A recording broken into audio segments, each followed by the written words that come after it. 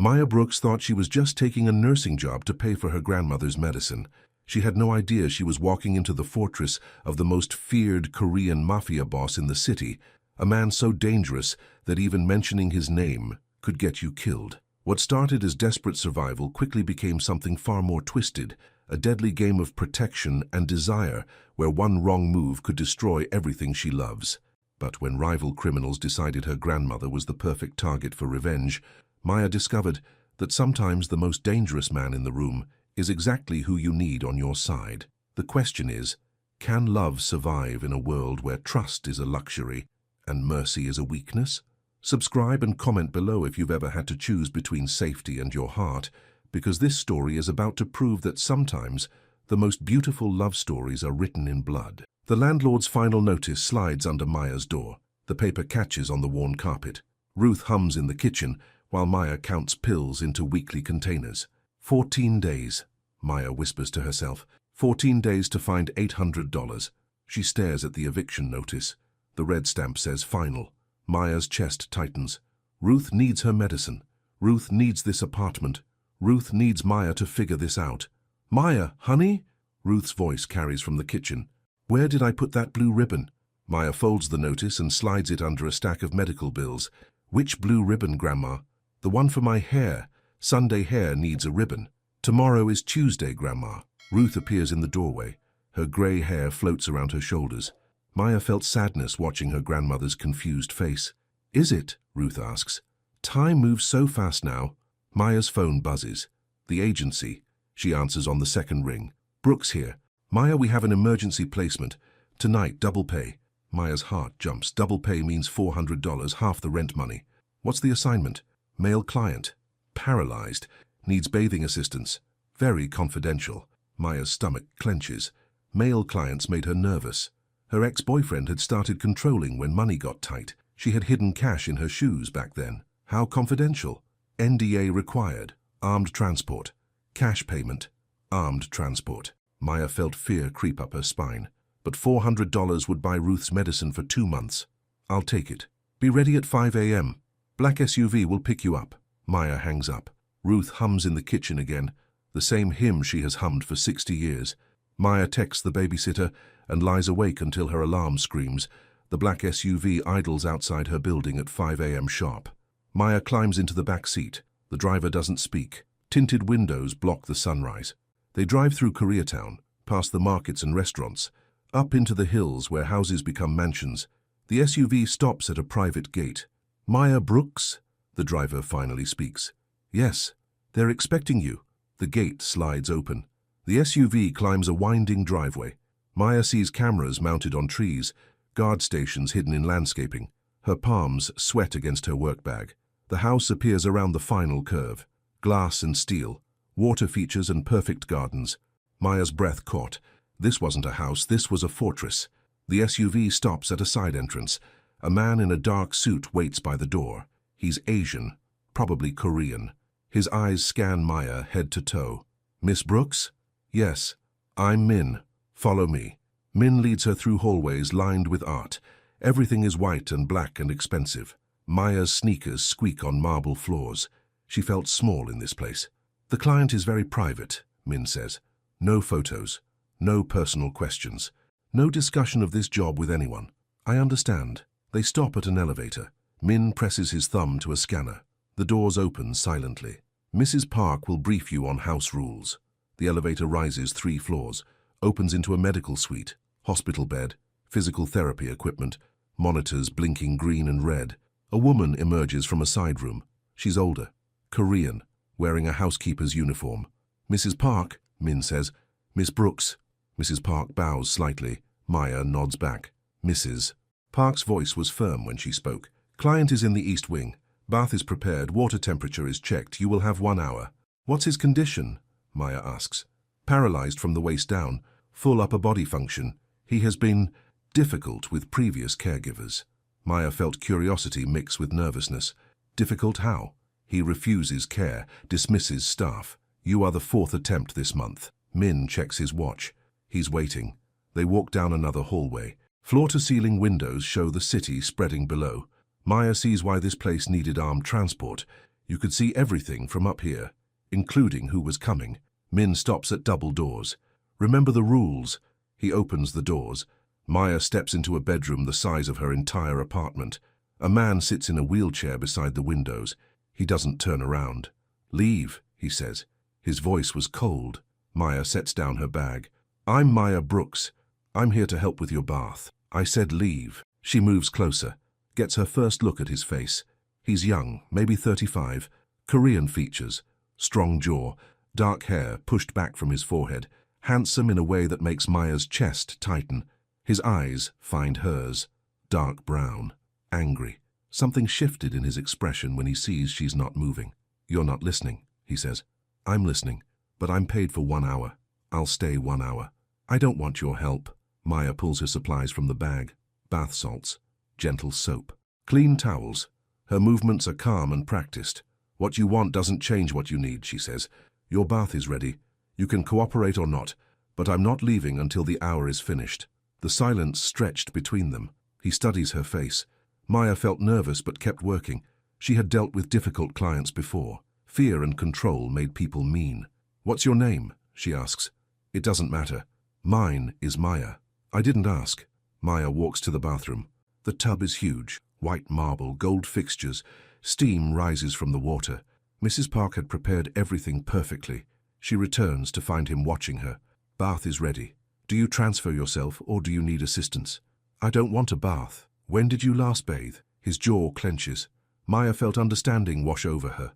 He was embarrassed, probably angry about needing help, about being vulnerable with strangers. "I'm a professional," Maya says. "I've been doing this for 5 years. I won't hurt you. I won't judge you. And I won't tell anyone anything about what happens here." Something shifted in his expression again, softer this time. "Your hour starts when I get in that water," he says. "Fair enough." He wheels himself to the bathroom. Maya follows, sets up the privacy screen, tests the water temperature again, lays out towels within reach. "I'll step outside while you undress," Maya says. "No, stay, but turn around." Maya turns toward the window. Hears the whisper of clothing, the soft splash of water, his sharp intake of breath when the heat hits his skin. "Okay," he says. Maya turns back. He's in the water up to his chest, arms braced on the tub edges. The privacy screen blocks the view from the door. Maya felt relief that she had thought to position it there. "Water too hot?" she asks. "It's fine." Maya kneels beside the tub, soaps a washcloth. "I'll start with your back. Let me know if anything hurts." Her hands are gentle but thorough, professional. She has bathed dozens of clients, but something feels different here. He's tense under her touch, ready to fight or flee. "Relax," Maya says. "I'm not going to hurt you." His breathing slows. Maya works in silence, washes his shoulders, his arms, his chest. When her hand brushes a scar near his collarbone, his whole body goes rigid. "Sorry," Maya says. "Did that hurt?" "No," but his voice was tight. Maya makes a mental note to be more careful around that spot. She finishes quickly, efficiently, helps him rinse. "Time," she says. "Already?" Maya checks her phone. 58 minutes. Something shifted in his expression, almost disappointed. "You're done? Unless you need help getting out." "I can manage." Maya stands, turns away while he transfers back to his wheelchair. When she turns back, he's wrapped in a robe. His dark hair drips water onto his shoulders. "Thank you," he says quietly. Maya felt surprise. "You're welcome. Will you be back tomorrow?" "If you want me to." He wheels himself to the window, looks out at the city. "I want you to." Maya gathers her supplies. "Same time?" "Yes." She heads for the door, stops when he calls her name. "Maya." She turns back. "What I said earlier, about leaving, I didn't mean it." "I know." The silence stretched again, but this time it feels different, warmer. "I'll see you tomorrow," Maya says. Min escorts her back to the SUV. Maya settles into the back seat. The driver hands her an envelope. Cash. $400 exactly. During the ride down the mountain, Maya thinks about the scar on his chest, the way he had tensed when she touched it, the sadness in his voice when he thanked her. Whoever he is, he's been hurt, badly, and not just by whatever put him in that wheelchair. Maya's phone buzzes. Text from the babysitter. Ruth is fine, asking about lunch recipes she can't remember. Maya texts back instructions, then leans against the window and watches the city wake up. $400. Ruth's medicine is safe for another 2 months, But Maya knows she's gotten into something complicated. Men don't live in fortresses with armed guards unless they're dangerous, or unless dangerous people want to hurt them. The SUV drops her at her building. Maya climbs the stairs to her apartment. Ruth is awake, making tea with shaky hands. "How was work, honey?" "Fine, Grandma. Just a regular client." Ruth smiles. "That's good, regular is good."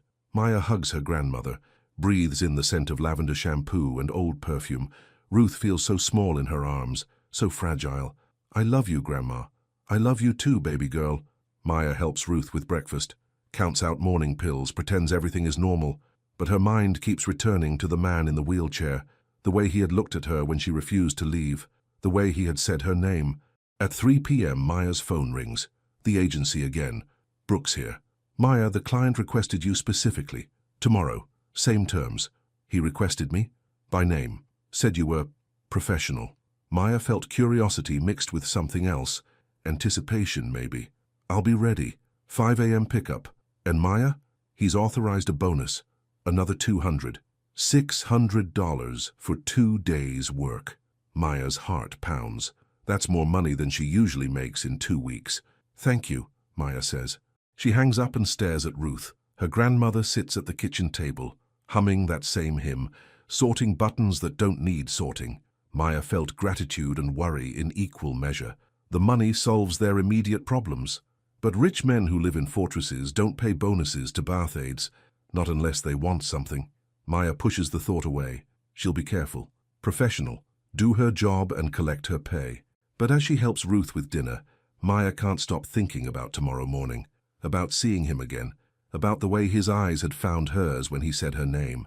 The next morning comes too soon, and not soon enough. Maya sits in the same black SUV, same silent driver, same route up the mountain. But this time she notices things. How many cameras watch the road, how the gates are reinforced with steel, how the guard stations are positioned to cover every approach. This isn't just wealth. This is serious security, the kind that keeps very dangerous people away or very dangerous people in. Min meets her at the same side entrance. Mrs. Park waits by the elevator. Everything exactly the same as yesterday, except Maya felt different, less nervous, more curious. "Good morning, Miss Brooks," Mrs. Park says. "Good morning." They ride the elevator up, walk the same hallway, stop at the same double doors. "He's waiting," Min says. Maya pushes through the doors, finds him by the windows again. Same position, same view of the city, but he turns when she enters. "Maya, good morning." She sets up her supplies. He watches every movement. His voice was calmer today when he spoke. "How long have you been a caregiver?" he asks. 5 years. "You're good at it." "Thank you." Maya tests the bathwater. Perfect temperature again. "Ready?" He nods, wheels himself to the bathroom. Maya follows, sets up the privacy screen. But this time she notices a detail she missed yesterday. A lacquered drawer in the vanity, slightly open, a corner of newspaper visible inside. Maya turns away while he undresses, but her eyes keep drifting to that drawer. Something about it feels important, like it's been left open on purpose. "Okay," he says. Maya turns back. He's in the water, watching her face. "Something wrong?" "No, everything's fine." She kneels beside the tub, starts with his shoulders like yesterday. But today he's more relaxed. His breathing is steady. His muscles don't tense under her touch. "What's your grandmother's name?" he asks. Maya's hands still. "How do you know about my grandmother?" "You mentioned her yesterday. Said you were caring for someone." Maya had said that. She doesn't remember. But she had been nervous. Maybe she had shared more than she meant to. "Ruth," Maya says. "Her name is Ruth. Is she sick?" "Dementia, early stages. But it's getting worse." "That's hard." "Yeah, it is." Maya continues washing his back. He asks more questions about Ruth's condition, about Maya's training, about how long she plans to stay in caregiving. Normal questions, but something feels intentional about them. He's learning about her, figuring out what matters to her. "Time," Maya says. "Already." Same response as yesterday. Almost disappointed. Maya helps him rinse, turns away while he transfers back to his wheelchair. When she turns back, the bathroom drawer is closed. "Thank you," he says. "You're welcome."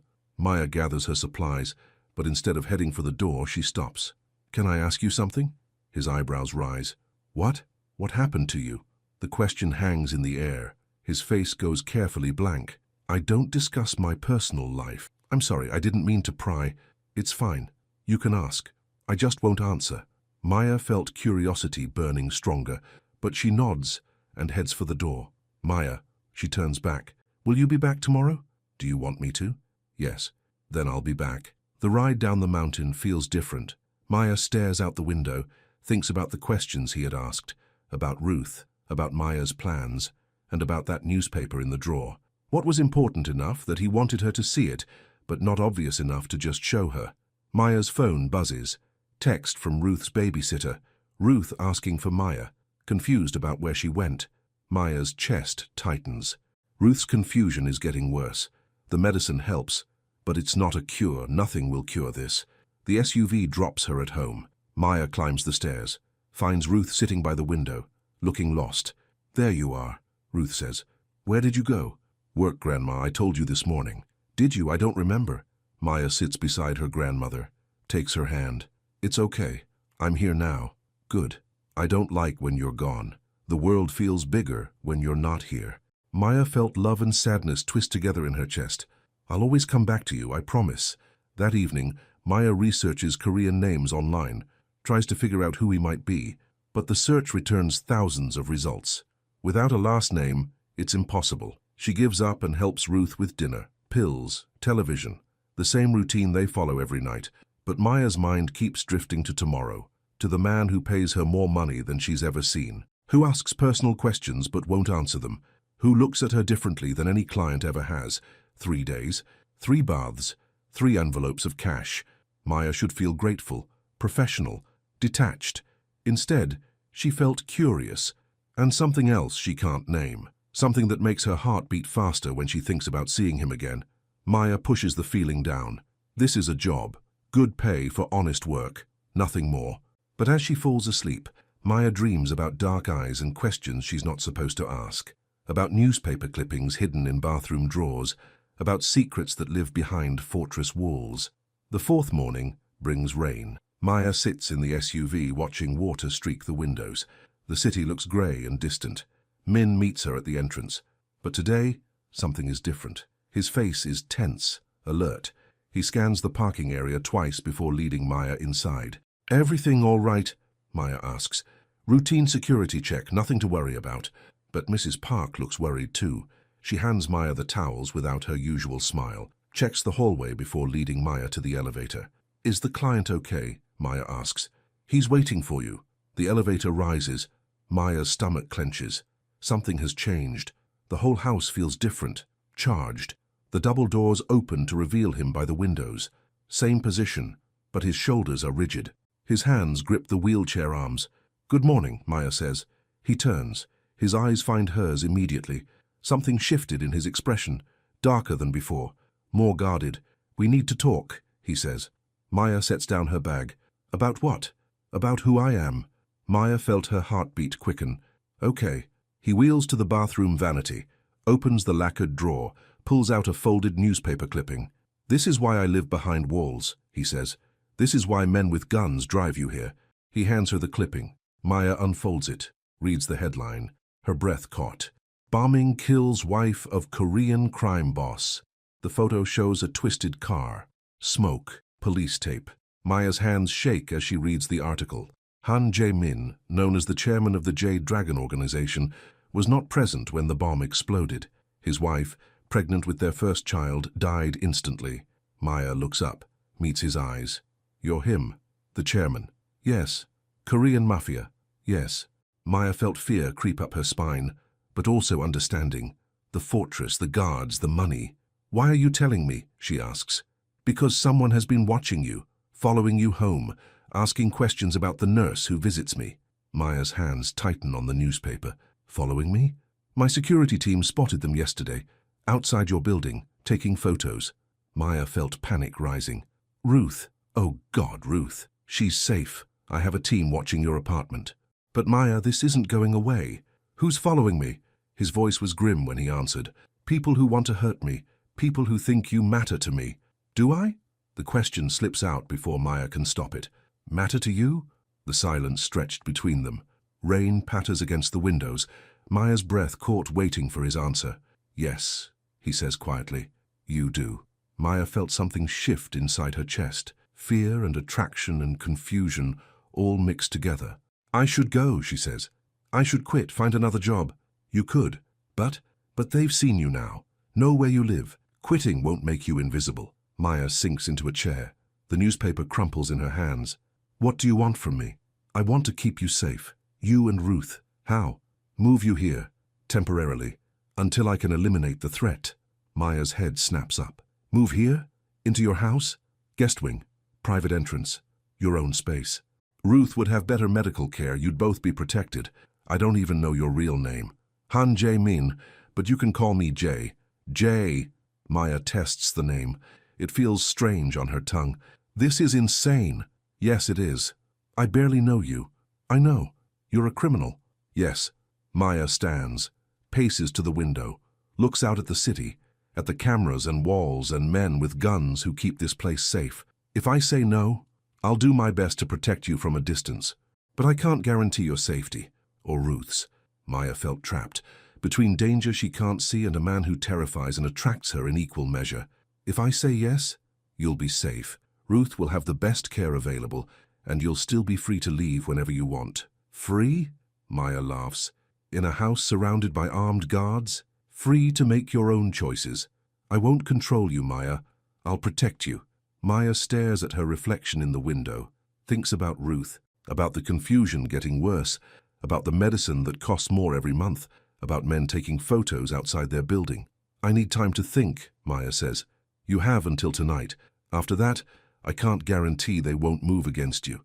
Maya felt pressure building in her chest. This isn't fair. No, it's not. She turns to face him. His eyes are steady on hers. Patient. Not pushing, just waiting. The bath, Maya says. Do you still want it?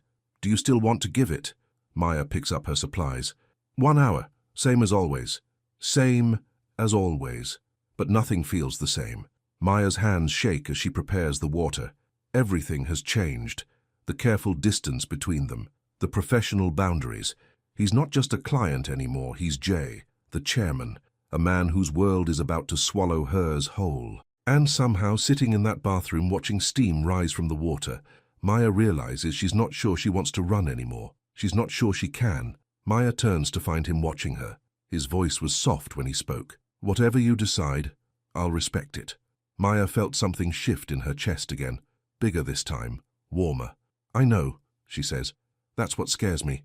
The silence stretched between them, heavy with possibilities, with choices that will change everything. Outside, rain continues to fall, and somewhere in the city, dangerous people wait to see what Maya Brooks will choose. Protection or freedom, safety or independence, a life that makes sense, or a man whose dark eyes promise something she's never had before, something that might be worth the risk. Maya stares at the phone in her hand. Ruth's babysitter called 3 times. Ruth is asking for Maya, getting agitated. I have to go, Maya says. Ruth needs me. Jay nods. The car will take you home. But Maya, I know. I'll decide by tonight. The ride down the mountain feels endless. Maya's thoughts race. Move into Jay's house. Live behind fortress walls. Keep Ruth safe. But safety comes with a price. Always does. The SUV drops her at home. Maya climbs the stairs, finds Ruth standing by the window, wringing her hands. There you are, Ruth says. I was worried. Men have been watching our building. Maya felt her blood turn cold. What men? In a car. They keep driving by, looking up at our windows. Maya goes to the window, peers through the curtains. The street looks normal, but Jay's words echo in her mind. Someone has been watching you. Come away from the window, Grandma. Are we in trouble, Maya? Maya helps Ruth to the couch. Her grandmother's voice was small and scared. Maya felt anger rising. Ruth doesn't deserve this. Doesn't deserve to be afraid in her own home. No trouble, Maya says. Just some confusion at my work. It'll be sorted out soon. Promise? I promise. But Maya's hands shake as she makes Ruth's lunch. She checks the locks twice, draws the curtains closed, calls the babysitter to stay late. At 4 p.m., Maya's phone rings. Unknown number. Maya Brooks? Yes. This is Min, from Mr. Han's security team. Are you and your grandmother safe? Yes. But my grandmother said she saw men watching the building. We're aware. 2 vehicles. They left an hour ago, but they'll be back. Maya felt fear tighten in her chest. What do they want? Leverage against Mr. Han? You've become important to him, that makes you valuable. I'm just his nurse. No, you're not. The line goes quiet. Maya hears Ruth humming in the kitchen, that same hymn, the sound that means safety and home. Miss Brooks, are you there? I'm here. Mr. Han asked me to tell you something. Whatever you decide, he'll respect it. But if you choose to stay in your apartment, his protection will be limited. And if I come to the house, full security, medical care for your grandmother, safety. At what cost? Min's voice was careful when he answered, That's between you and Mr. Han. Maya hangs up, stares at Ruth. Her grandmother looks so fragile, so trusting, counting on Maya to keep her safe. Maya felt the weight of the decision crushing down on her. Stay and risk everything. Go and lose everything. At 6 p.m., the black SUV returns. Maya expects Min. Instead, Jay emerges from the passenger seat. He's in a wheelchair but moving under his own power, rolling up the ramp to her building. Maya meets him at the door. You came yourself. I wanted to see where you live, to understand what I'm asking you to leave. Maya leads him to the elevator. It's barely big enough for his wheelchair. They ride up in silence. Maya felt embarrassment about her small apartment, about the worn carpet and chipped paint. It's not much, Maya says, unlocking the door. It's home. Ruth looks up from her chair. Her eyes widen at the sight of Jay. Oh my, we have a visitor. Grandma, this is Jay from my work. Jay wheels himself closer. His voice was gentle when he spoke. Mrs. Brooks, Maya talks about you often. Does she? Ruth smiles. She's a good girl. Takes such care of me. I can see that. Ruth studies his wheelchair. Were you in an accident, dear? Something like that. I'm sorry. Getting older is hard enough without injuries. Jay's eyes find Maya's. Something shifted in his expression, softer than she's ever seen it. Would you like some tea? Ruth asks. Maya makes wonderful tea. I'd like that very much. Maya moves to the kitchen. Her hands shake as she fills the kettle. Jay wheels himself to the window, looks out at the street. Nice view, he says. It's better at sunset, Ruth says. The light turns everything golden. Maya brings the tea, sets it on the coffee table between Ruth and Jay. Her grandmother chatters about the neighbors, the grocery store downstairs, the church bells that ring every morning. Normal life, simple life. Everything Maya is about to lose. Ruth, Jay says during a pause. Maya tells me you like to sing. Oh yes, hymns mostly. My mother taught them to me when I was small. Would you sing one for me? Ruth's face lights up. She begins humming, then soft words. A song about walking through valleys, about not being afraid. Jay listens with complete attention. Maya watches his face, sees something she's never seen before. Peace. When Ruth finishes, Jay applauds softly. Beautiful. Thank you, dear. Music makes everything better, don't you think? I'm beginning to remember that. Ruth yawns. The day has tired her. Maya helps her grandmother to bed, tucks her in, kisses her forehead. I like your friend, Ruth whispers. He has kind eyes. Yes, he does. Maya returns to find Jay still at the window. The sun is setting. Golden light fills the room just like Ruth promised. She's special, Jay says. She's everything to me. I know. Maya sits on the couch. Why did you really come here? To give you another option. Which is, stay here, tonight. Let me post security outside. See how it feels to be protected without being caged. Maya felt surprise. You'd do that? If it helps you decide, yes. And tomorrow? Tomorrow you tell me what you want. Not what you think you have to do, what you actually want.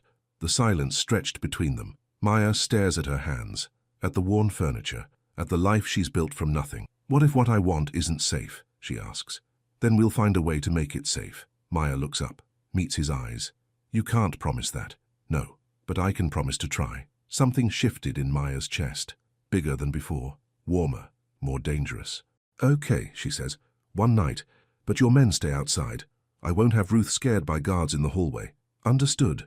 Jay wheels toward the door, stops when Maya calls his name. Jay? Yes? Thank you for coming here, for listening to her sing. Thank you for letting me. After he leaves, Maya locks the door, checks on Ruth. Her grandmother sleeps peacefully, humming softly even in her dreams. Maya sits by the window, watches the street. At 8 p.m. a black car parks across from her building. At 10 p.m. another car parks at the corner. Jay's men, keeping watch. Maya felt safer than she has in months, but also more afraid, because safety is seductive, And Jay is offering more than just protection. He's offering a life she never thought possible. The next morning brings decision time. Maya wakes to find Ruth making breakfast, humming, happy. "That nice man called," Ruth says. "Jay. He wanted to make sure we slept well. He called here?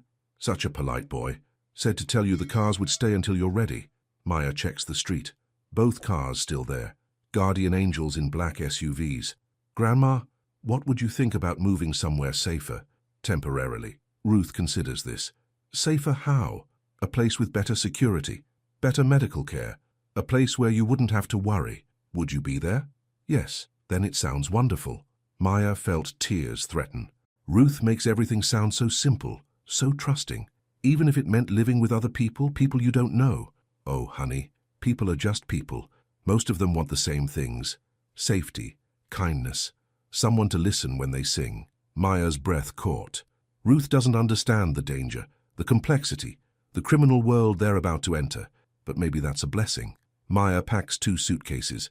Medicine, clothes, photo albums, Ruth's favorite blanket. Everything that matters fits in 2 bags.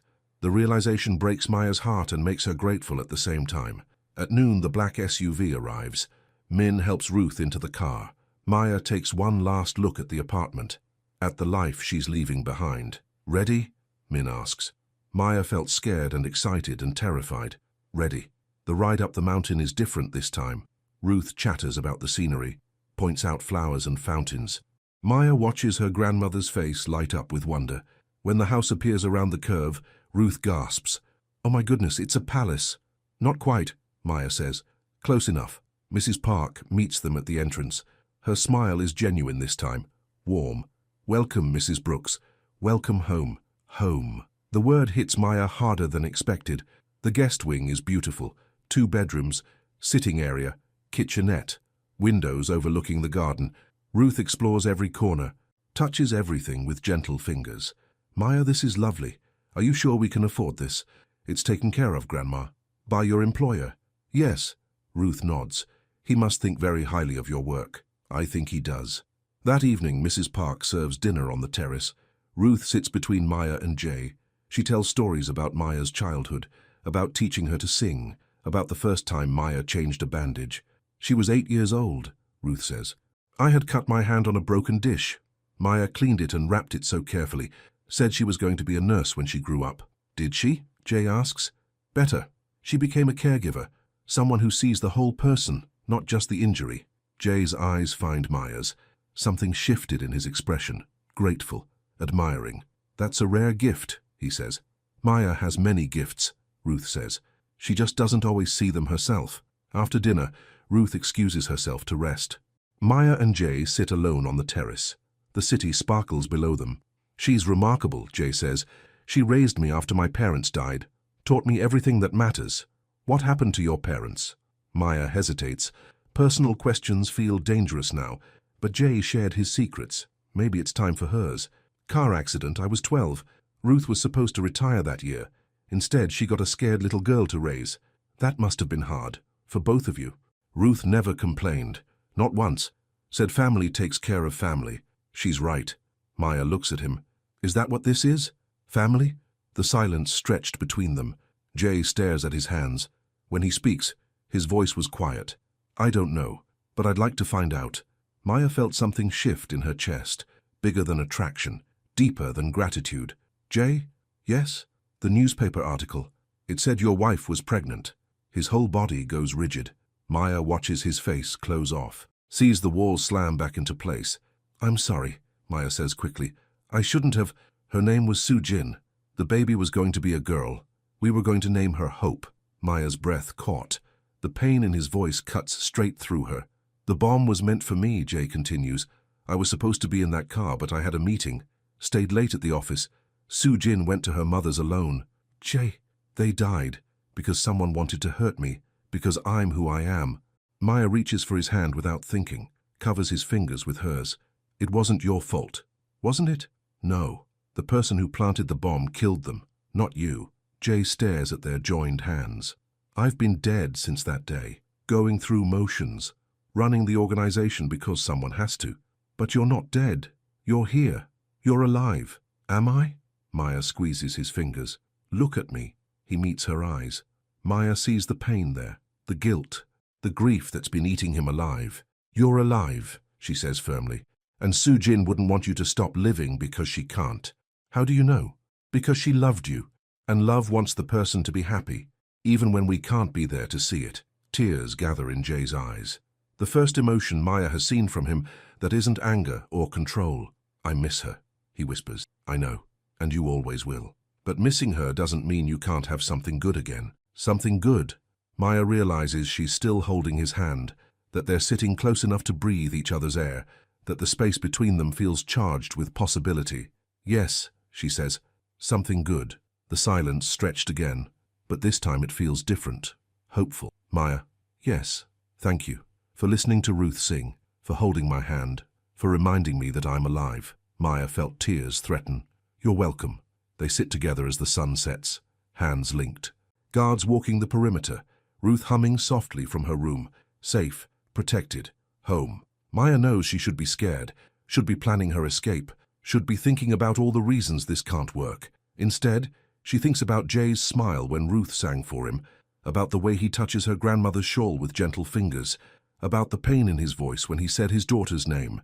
He's not just the chairman anymore. He's not just a client. He's Jay, a man who loved deeply and lost everything, who builds walls to keep the world out but opens doors for Maya and Ruth, a man who might be worth the risk.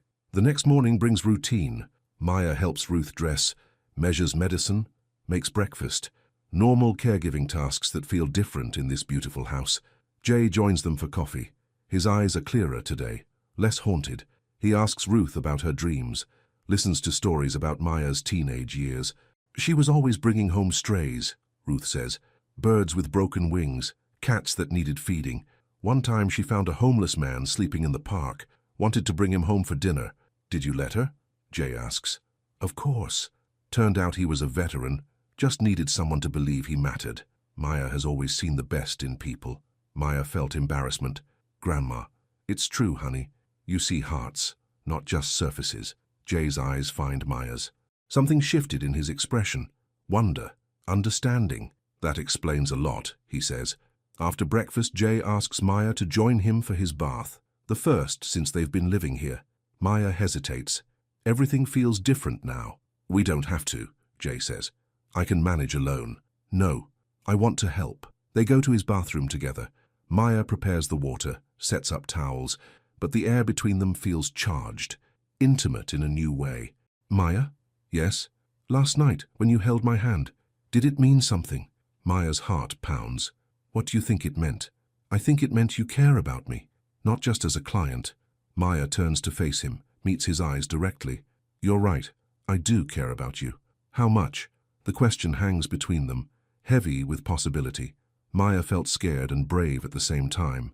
Enough to stay, she says. Enough to want to know what happens next. Jay wheels closer. Close enough that Maya can see gold flecks in his dark eyes, can hear the change in his breathing. What happens next is up to you, he says. Is it? Always. I told you I wouldn't control you. I meant it. Maya steps closer, close enough to touch his face if she wanted to, close enough to kiss him if she were brave enough. And what do you want? She asks. Everything I'm not supposed to want. Maya's breath caught. Which is? You. Here. Safe. Happy. Part of whatever family we're building in this house. Family. You. Ruth. Me. Mrs. Park. Minnie. People who care about each other. Maya felt something crack open in her chest. Something that's been locked away since her parents died. I've never had that, she says. Real family. Chosen family. Neither have I. Not since Soo-jin. Are you ready for it? Jay reaches up, touches Maya's hand where it rests on the wheelchair arm. With you? I think I might be. Maya's breath caught. The moment feels balanced on a knife's edge. One word could change everything. Jay? Yes? Kiss me. The silence stretched. Then Jay's hand slides up her arm, cups her face, draws her down until their lips meet. The kiss is soft, tentative, like they're both afraid of breaking something precious. When they pull apart, Maya's breath caught. Oh, I didn't expect it to feel... How? Right. It felt right. Jay smiles. The first real smile Maya has seen from him. Good. Because I've been wanting to do that since the day you refused to leave. Have you? Every single day. Maya laughs, feels giddy and terrified. What happens now? Now we take it one day at a time, see where this goes. And if it gets complicated? Everything worthwhile is complicated. Maya helps him with his bath. But everything feels different now, charged with new possibilities. When their hands brush, sparks fly. When their eyes meet, the air goes thick. This isn't just caregiving anymore.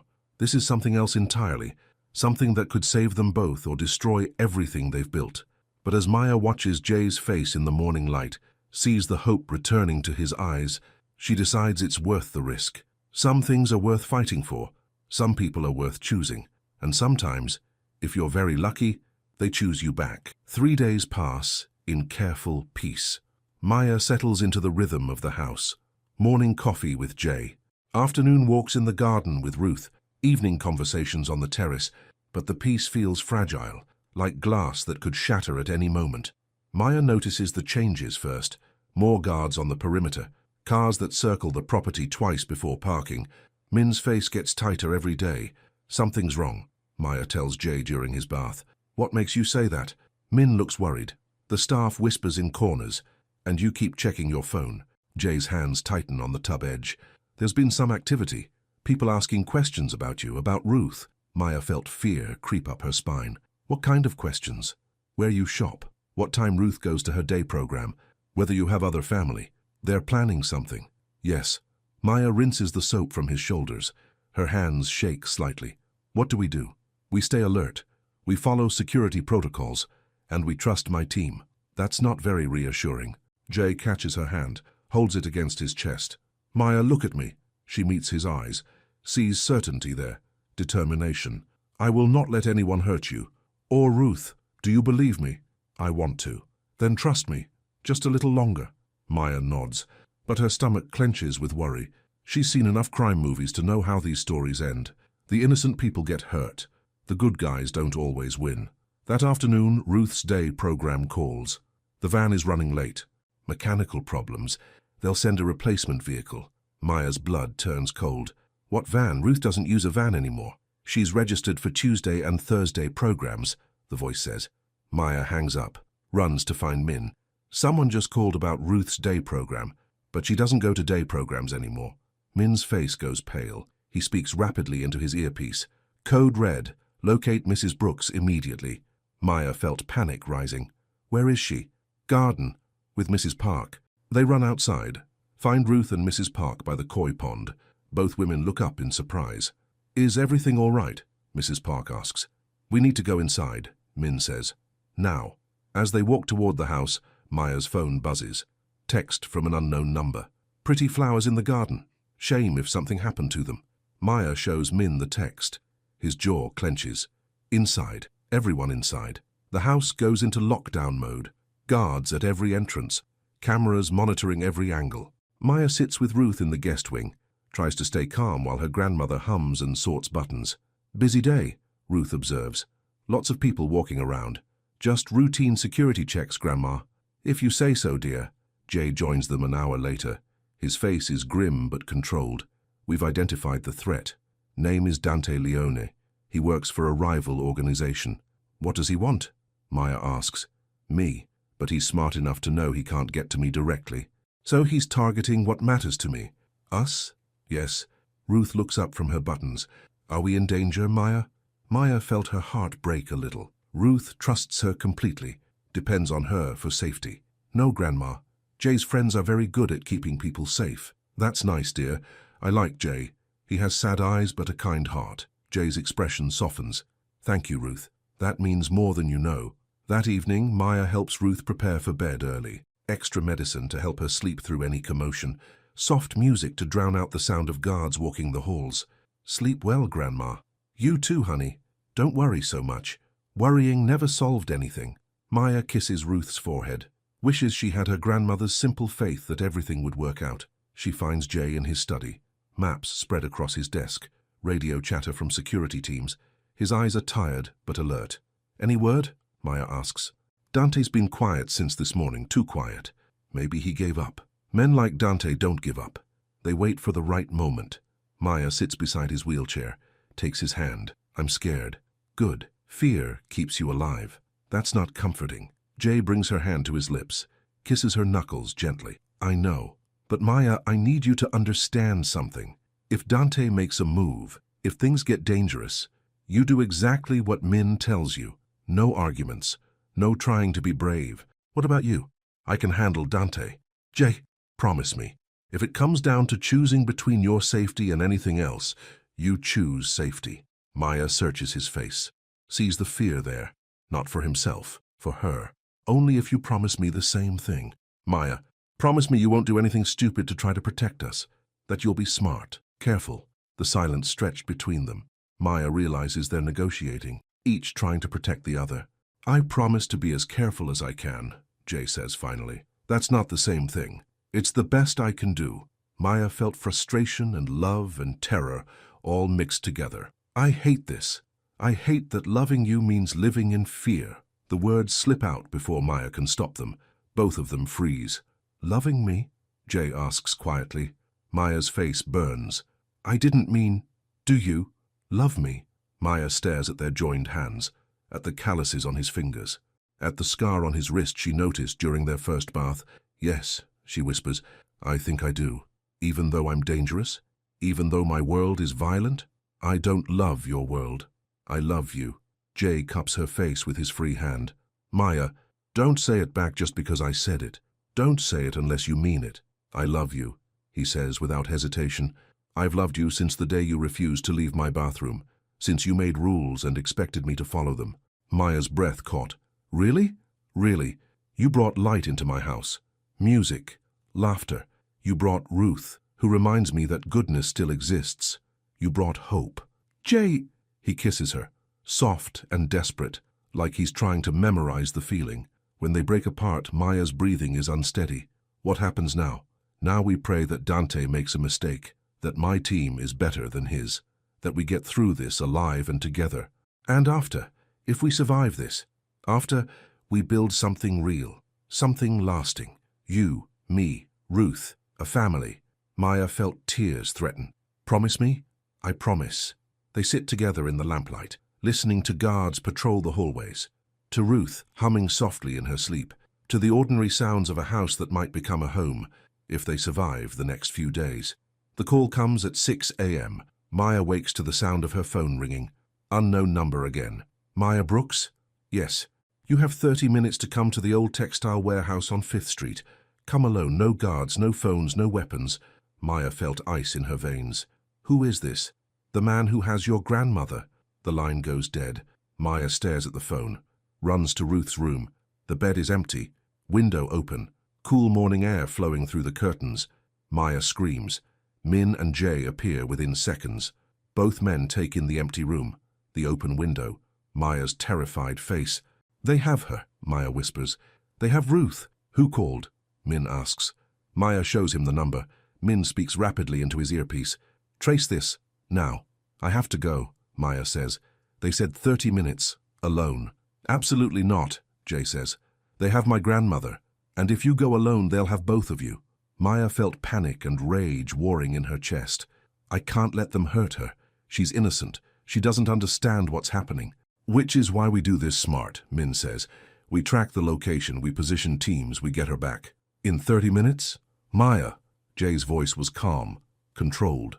Look at me. She meets his eyes. Sees certainty there. The kind of certainty that comes from years of dangerous decisions. I'm going to get Ruth back, but I need you to trust me. Can you do that? How? Leave that to me. Maya wants to argue, to demand details, to insist on coming along, but something in Jay's face stops her. This is his world, his expertise, and Ruth's life depends on him being right. Okay, Maya whispers, but if anything happens to her, it won't. 20 minutes later, Maya sits in the safe room. Bulletproof walls, separate ventilation system, guards posted outside. Min monitors radio chatter while Maya paces. Any word? She asks for the 10th time. Teams are in position. Mr. Han is moving on the warehouse. Is he alone? No, but the entry team is minimal. 3 men. Maya felt her chest tighten. 3 men against whoever took Ruth. It doesn't sound like enough. Why can't I hear the radios? Mr. Han's orders. He doesn't want you to hear the operational details. I'm not a child. No, But you're emotionally compromised, and emotions get people killed. Maya hates that he's right, hates that she's sitting in a safe room while the people she loves walk into danger. Her phone buzzes. Text from Jay's number. Found her. She's safe. Coming home. Maya felt relief crash over her. Tears she's been holding back finally spill over. They're coming back, she tells Min. Min speaks into his earpiece. Confirm package secure. His face relaxes. Confirmed. Mrs. Brooks is safe and unharmed. Maya sinks into a chair. Her whole body shakes with relief. Ruth is safe. Ruth is coming home. 30 minutes later, Maya hears vehicles in the driveway. She runs to the entrance, sees Jay's SUV pulling up to the door. Ruth emerges first. Looking confused but unharmed, she sees Maya and smiles. There you are, dear. I had the strangest morning. Some men said they were taking me to see you, but then they put me in a warehouse. Very strange. Maya hugs her grandmother, breathes in the familiar scent of lavender and safety. I'm so sorry, Grandma. I'm so sorry. Sorry for what? I'm fine, just a little confused. Jay appears behind Ruth. His clothes are torn, blood on his knuckles, but his eyes are calm, satisfied. Is it over? Maya asks. It's over. Dante, won't be bothering anyone anymore. Maya doesn't ask for details, doesn't want to know what that means. She's just grateful Ruth is safe, that Jay kept his promise. Mrs. Park leads Ruth inside, offers tea and breakfast. Ruth chatters about her strange adventure, already turning it into a story. Maya and Jay stand alone on the terrace. The morning sun warms the garden. Birds sing in the trees. Everything looks normal, peaceful. How? Maya asks. Dante made mistakes, got emotional, left too many openings. Are you hurt? Jay looks down at his bloody knuckles. Nothing serious. Maya takes his hands, examines the cuts. We should clean these. In a minute. Jay, I need to tell you something first. Maya's stomach clenches. What? After today, after seeing Ruth in danger because of me, I understand if you want to leave, if you decide this life is too dangerous. Is that what you want? What I want doesn't matter. What matters is keeping you safe, both of you. Maya steps closer, takes his face in her hands, forces him to meet her eyes. Jay-han, you listen to me. I'm not going anywhere. We're not going anywhere. Maya, Ruth is safe because of you, because you kept your promise, because you're exactly the kind of man worth loving, even after today, even knowing what I'm capable of. Maya thinks about the blood on his hands, about what he had to do to bring Ruth home, about the darkness in his world, especially after today. Why? Because you could have sent other people, could have stayed safe while your men handled it. But you went yourself. You put yourself at risk for a confused old woman who means nothing to you, except that I love her. She means something to me. I know, that's why I love you. The silence stretched between them. Maya watches emotions play across Jay's face. Relief, love, something that might be peace. What happens now? Maya asks. Now we go inside. We clean my hands. We have breakfast with Ruth. We pretend this morning never happened. And tomorrow? Tomorrow we start building the life I promised you. What kind of life? Jay wheels closer, close enough that Maya can see the gold flecks in his eyes, can hear the change in his breathing. The kind where Ruth hums in the garden while we drink coffee, where Mrs. Park teaches you to make Korean food, where Min pretends he doesn't see us holding hands. Sounds boring. Sounds perfect. Maya laughs, feels giddy with relief and love and possibility. Kiss me. Here, right now, in front of the cameras and the guards and anyone else who wants to watch. Jay cups her face, draws her down until their lips meet. The kiss is soft but certain, public but intimate, a claim and a promise all at once. When they break apart, Maya's breath caught. Oh, what? I just realized something. Which is, I'm happy. Actually, genuinely happy. I didn't think that was possible anymore. Why not? Because happiness felt selfish. Ruth is sick. Money is tight. The world is dangerous. How can I be happy when everything is falling apart? Because happiness isn't selfish. It's necessary. It's what makes the fighting worthwhile. Maya felt something shift in her chest, something that's been tight for years, finally loosening. I love you, she says. I love you too. So even though I come with a grandmother who talks to strangers and hums hymns, especially because of that, Maya takes his hand. Come on, let's go have breakfast with our family. Our family. You, me, Ruth, Mrs. Park, Min. Everyone who chooses to stay. Everyone who chooses to love each other. Jay's eyes soften. I like the sound of that. They go inside together. Find Ruth, helping Mrs. Park set the table. Ruth looks up when they enter. Oh, good. You're both here. Mrs. Park is teaching me to make Korean pancakes. Did you know they use kimchi?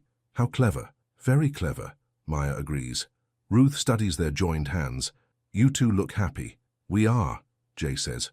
Good. Life is too short to waste on being sad. I learned that when Maya's parents died. You can grieve the past or you can embrace the present, but you can't do both. Maya felt tears threaten. That's very wise, Grandma. I have my moments. They sit together around the kitchen table. Ruth chattering about pancake recipes. Mrs. Park explaining Korean cooking techniques. Min joining them for coffee and pretending not to smile at their domesticity. Normal, simple, perfect.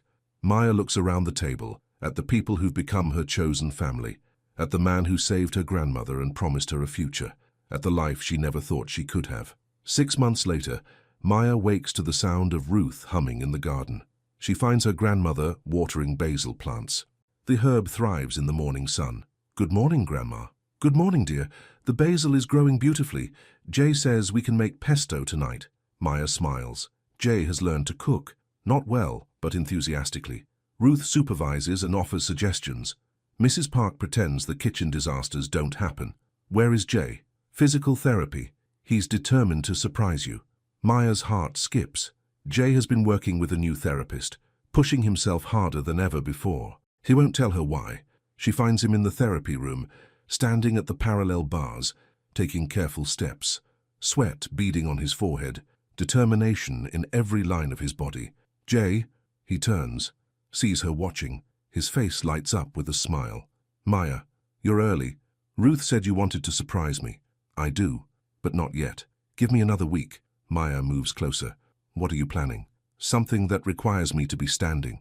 Jay, trust me. Maya studies his face, sees the excitement there, the hope, the love that's grown stronger every day for 6 months. Always. That evening they have dinner on the terrace. Ruth tells stories about her childhood. Mrs. Park serves Korean fusion dishes that somehow work perfectly. Min joins them and actually smiles. After Ruth goes to bed, Maya and Jay sit alone under the stars. The city sparkles below them. Guards patrol the perimeter, but the danger feels distant now, manageable. Maya? Do you ever regret it, choosing this life? Maya looks at him, at the man who saved her grandmother, who built a family from broken pieces, who loves her completely and without reservation. Never, even though it's complicated. Especially because it's complicated. Easy doesn't build character. Jay laughs. Ruth's wisdom? Ruth's wisdom. She's remarkable. So are you. Jay takes her hand, brings it to his lips. I love you, Maya Brooks. I love you too, Jay Han. Good. Because I have something to ask you. What? Jay wheels his chair back, uses the bars to pull himself upright, standing without support for the first time since Maya has known him. Jay! He reaches into his pocket, pulls out a small velvet box, gets down on one knee, wobbly but determined. Maya Brooks, will you marry me? Maya's breath caught. Tears spill over. Jay, I know it's complicated. I know my world is dangerous, but I also know that you make me want to be better. You make me believe in hope again. Jay, Ruth already gave her blessing. Mrs. Park helped pick the ring. Min pretended he doesn't have opinions about wedding venues. Maya laughs through her tears. You asked everyone but me? I'm asking you now. Maya looks at him, kneeling in the moonlight, offering her everything he has, everything he is. Yes, she whispers. Yes, yes, I'll marry you. Yes to this life. Yes to this family. Yes to everything. Jay slips the ring onto her finger, pulls himself upright with her help, kisses her like he's been saving it up for months. When they break apart, Maya's breathing is unsteady. How long have you been planning this? Since the day you held my hand during the storm. That long? I knew then. You were going to be my redemption or my destruction. Turns out, you were both. Maya touches his face. What do you mean? You destroyed the man I was, the angry, grieving, half-dead man who lived behind walls. And you gave me something better, someone better. I'm not the same person I was 6 months ago. That man was too broken to love anyone, too scared to hope, too dead to live. And now I'm alive, completely, fully alive, because of you. Maya feels tears threaten again. I love you so much it scares me. Good. Love should be a little scary. It should matter enough to risk everything for. Is that what we're doing? Risking everything? Yes. And it's worth it. You're worth it. They stand together on the terrace, holding each other under the stars. Guards patrol the shadows. Ruth hums in her sleep. Mrs. Park probably watches from the kitchen window. Home, family, love that's strong enough to survive anything. Maya looks at the ring on her finger, at the man who chose to live again because she showed him how, at the life they're building one day at a time. When? She asks. When what? When do we get married? When do you want to? Maya thinks about Ruth, about the dementia that steals a little more of her grandmother every day, about the time they have left together. Soon, Maya says, while Ruth can still remember why she's happy. Next month? Perfect. Small ceremony? Just family? Just family. They're both quiet for a moment, thinking about Soo-jin, about the family Jay lost, about the family they're choosing to build. She would have liked you, Jay says quietly. Soo-jin? Yes. She would have liked your strength, your kindness. The way you love Ruth. I wish I could have known her. She would have loved Ruth's singing. Maya squeezes his hand.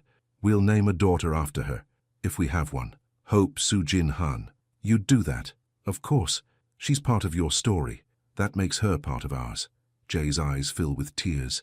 I love you more than I thought possible. Show me. How? Kiss me. Dance with me. Take me inside and show me exactly how much. I can't dance. You're standing, aren't you? Jay laughs, pulls out his phone, finds slow music, holds her close as they sway together under the stars. It's not really dancing, more like controlled falling, but it's perfect. Absolutely perfect. Maya? Thank you. For what? For refusing to leave that first day, for staying when things got dangerous, for choosing love over safety. Thank you for being worth choosing. The music plays softly. They hold each other close. Two broken people who found healing in each other's arms. Tomorrow will bring wedding plans and family discussions, and all the complications that come with building a life together. But tonight, there's just this. Love and hope, and the promise of forever. Ruth hums from her bedroom window. Mrs. Park turns off the kitchen lights. Min makes his final security rounds. The house settles into sleep, safe and warm, and full of the kind of love that conquers everything. Maya looks at Jay. He smiles back. They're finally home. Maya sits with Ruth in the guest wing. Her grandmother seems calm despite the morning's chaos. She hums while sorting buttons, the same hymn she's hummed for 60 years. That was quite an adventure, Ruth says, though I'm not sure what those men wanted. They were confused, Grandma. Everything's fine now. Good. I don't like confusion. Makes the world feel too big. Maya helps Ruth change clothes. The ones from this morning smell like warehouse dust and fear. Maya's hands shake as she folds the dirty clothes. Ruth could have died. Because of Maya, because of her connection to Jay. A soft knock at the door. Jay enters. His knuckles are bandaged now. Clean white gauze over split skin. How are you feeling, Ruth? He asks. Much better, thank you. Though I think I'll skip my walks today. All that excitement tired me out. Of course. Rest is important. Ruth studies his face. You look tired too, dear. Are you hurt? Nothing serious. Good. Maya worries enough for all of us. After Ruth settles in for a nap, Maya and Jay sit in the small kitchenette. Steam rises from 2 cups of tea. Neither of them drinks. Tell me what happened, Maya says. Maya, I need to know. Ruth is my responsibility. If people are targeting her because of me, I need to understand the risks. Jay stares at his bandaged hands. Dante took her to draw me out, make me emotional, careless. Did it work? Almost. Maya waits. Jay's voice was quiet when he continued. I wanted to kill him, not just stop him, not just neutralize the threat. I wanted him to suffer, but you didn't. No. I remembered what you said, about being smart, careful, about coming home to you. So what did you do? I offered him a choice. Leave the country, disappear, never come back. Maya felt surprise. That's it? That's it. And he agreed. Eventually, Maya studies Jay's face, sees something there she hadn't noticed before. Peace. Like a weight has been lifted. You could have killed him, Maya says. In your world that would be expected, normal. Yes, but you chose mercy. I chose to be the man you see when you look at me, not the man I've always been. Maya reaches across the table, covers his bandaged hand with hers. I'm proud of you. Are you? Yes. It would have been easier to solve this permanently, but you found another way. Sujin would have wanted mercy too. Maya's breath caught. The first time Jay has mentioned his wife without pain shadowing his face. Tell me about her. Jay smiles, a real smile, soft with memory. She believed people could change, could choose to be better than their circumstances. Sounds wise. She would have loved you and Ruth. She always said families should be chosen, not just inherited. I would have liked her too. She used to hum, like Ruth. Different songs, but the same feeling. Like music could fix anything. Maya squeezes his hand. Maybe it can. That evening Maya finds Jay in his study, but instead of maps and radio equipment, his desk holds papers, legal documents, contracts. What's all this? Maya asks. Changes to my organization, to how we do business. Maya sits beside him, reads over his shoulder. You're going legitimate, mostly, keeping the profitable legal enterprises, ending the dangerous ones. Won't that cause problems? With other organizations? Probably, but I can't ask you to marry a criminal. Maya's heart stops. Marry? Jay goes still. I shouldn't have said that. Why not? Because it's presumptuous. Because we've only known each other for months. Because my world is complicated. Maya stands, moves around the desk to face him. Jay, look at me. He meets her eyes reluctantly. Maya, do you want to marry me? The silence stretched between them. Maya's breath caught waiting for his answer. More than anything, he whispers. Then ask me. What? Ask me properly. Right now. I don't have a ring or a plan, or I don't care about any of that. Ask me. Jay takes her hands. His voice was steady when he spoke. Maya Brooks, will you marry me? Yes. Yes? Yes, I'll marry you. Yes, to this life. Yes, to building something together. Jay pulls her down until she's sitting on his lap, kisses her like she's the answer to every prayer he's never said. When they break apart, Maya's breathing is unsteady. That was easier than I expected. What was? Deciding to spend my life with you. No doubts, no fears. Maya thinks about the morning, about Ruth in danger, about the blood on Jay's hands, about the life she's choosing. Plenty of fears, but more hope. Hope that we'll figure it out together. That love is stronger than fear. Is it? Ask me in 50 years. Jay laughs. I'll hold you to that. They sit together in the lamplight, making plans, talking about the future, about the wedding they want. Small and simple, just family. There's one more thing, Jay says. What? He wheels to the wall safe, enters the combination, returns with a small jewelry box, black velvet, old. This was Sujin's, he says. Her engagement ring. I've been carrying it since she died, like a weight I couldn't put down. Maya's throat tightens. Jay, I want to put it with her things, in storage, with her photos and letters, where it belongs. Are you sure? I'm sure.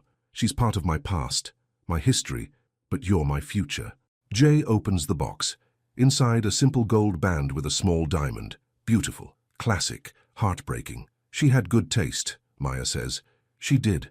About everything, including you. Jay closes the box.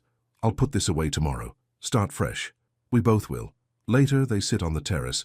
Ruth has joined them for evening tea. She chatters about the garden, about Mrs. Park's cooking lessons, about the book she's reading. Normal conversation, family conversation, like the morning's crisis never happened. Ruth, Jay says during a lull, Maya and I have something to tell you. Oh? Ruth's eyes brighten with curiosity. We're getting married. Ruth claps her hands together. How wonderful. When? Soon, Maya says. We want a small ceremony, just family. Perfect. I love small weddings. More intimate. Will you be my maid of honor? Maya asks. Oh, honey, I'd be delighted. Ruth asks about flowers and dresses and music. Her dementia seems forgotten in the excitement. Maya felt gratitude wash over her. For this moment, this joy, this woman who raised her with so much love. Ruth, Jay says quietly, thank you. For what, dear? For raising Maya, for teaching her to see the good in people, for bringing music into our house. Ruth reaches over and pats his hand. You're family now. Family takes care of family. Later, after Ruth goes to bed, Maya and Jay remain on the terrace. The city sparkles below them. Guards walk the perimeter. But tonight Maya doesn't feel trapped. She feels protected. No regrets?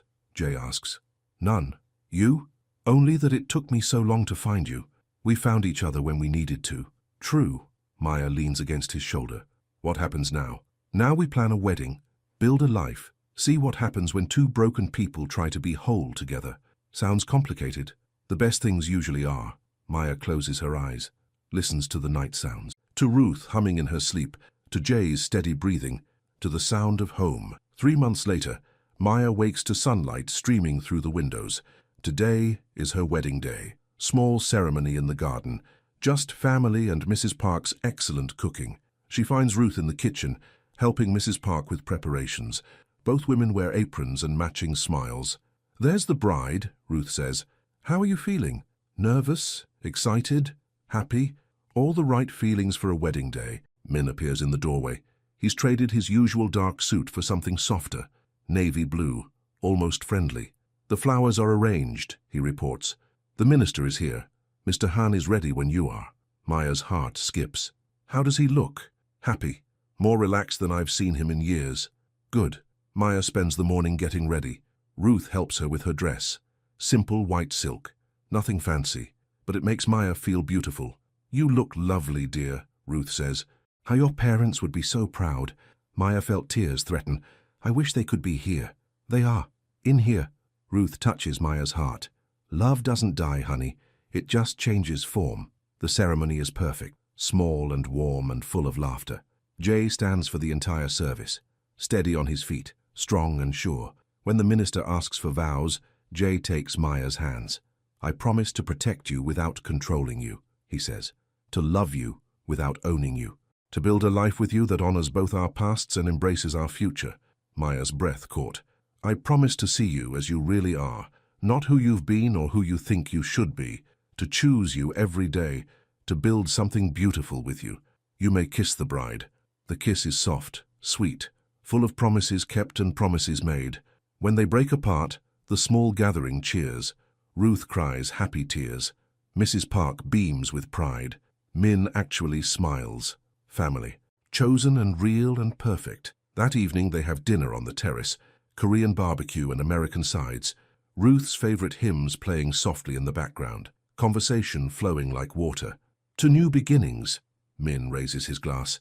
"To family," Mrs. Park adds. "To love that conquers everything," Ruth finishes. They drink together under the stars. Maya looks around the table, at the people who've become her world, at the man who chose to live again because she showed him how, at the life they've built from broken pieces. "Maya?" Jay takes her hand. "Yes? Are you happy?" Maya considers the question, thinks about the morning 6 months ago when desperation forced her to take a job that changed everything, about the walls that became doors, about the fear that became love. "Yes," she says, "I'm happy. Good. Because this is just the beginning. What comes next? Everything. All of it. Whatever we want." Maya squeezes his hand. "I love you, husband." "I love you too, wife." Ruth starts humming again, the same hymn, but tonight it sounds different, like celebration, like joy, like coming home. Maya looks at Jay. He smiles back. They're finally where they belong. The guards walk their routes. The cameras keep watch. The world continues spinning beyond their walls, but inside the fortress that became a home, 3 people who found each other against all odds sit together in perfect peace. Safe, loved, home.